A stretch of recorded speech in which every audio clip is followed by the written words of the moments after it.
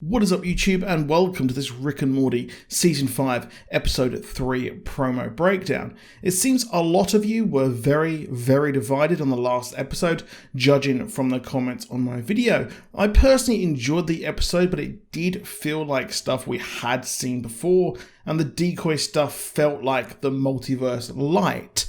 And while it was enjoyable, yes, it did also feel like that episode when they had the memory parasite.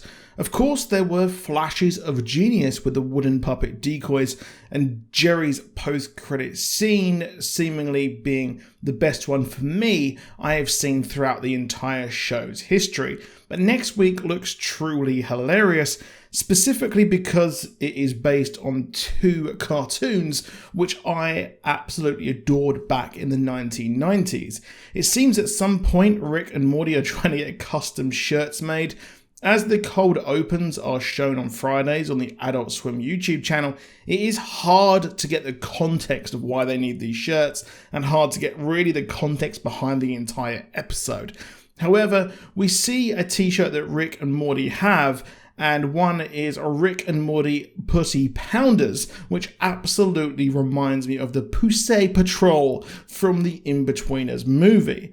The villain of the piece seems to be Diesel Weasel, who is spreading acid rain around town, and he looks a lot like a biker mice from Mars, the legendary cartoon followed mice who bike from, Mars to defend Earth. Although imagine a rodent version of Transformers. However, it seems like he's actually based on something else, as we see the hero of the piece arrive, which is a female Captain Planet. There was actually a sort of rodent or similar looking character voiced by Jeff Goldblum as a villain on that show, and Captain Planet was a 90s cartoon that saw Gaia, aka Mother Earth, send 5 powerful rings to children across the world. Each kid had a special power from their ring, and together they could summon Captain Planet, who looks exactly like the female who shows up here to fight, albeit on the chest instead of a planet we have the recycling logo. Morty seems smitten by her while she spouts her corny ass dialogue, which is of course a riff on the do-gooders of the Captain Planet show.